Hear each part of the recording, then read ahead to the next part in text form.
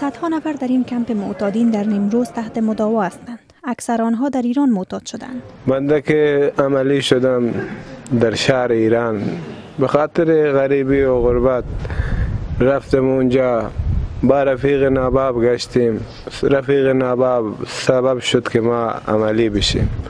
این مرکز درمان معتادین شاید روزنه امید برای این افراد باشد که میخواهند به زندگی عادی برگردند. پشت از این در یادم نره بار آخرین باشه دیگه، ما رو بس دیگه تا کی مواد کلی چیز ما رو گرفت، مواد زندگی ما رو گرفت. توصیه این افراد به جوانان این است که هرگز به سوی مواد مخدر نروند. خواهشمندم که اگر صدای من میشنوند یا میتوانند در اینجا تشریف بیارن و خود از این عمل خانمانسوز نجات بدن. این کمپ حدود 1 سال می شود تأسیس شده و نزدیک به 1000 تن در آن تحت درمان هستند.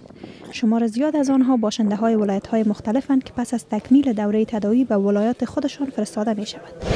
اول اینکه به خاطر صحت آنها ما دکتران و دوا را مهیا کردیم. برای بهبودی آنها ورزش است که زمینه آن برایشان فراهم است و همچنان در بخش علوم دینی آموزش می بینند.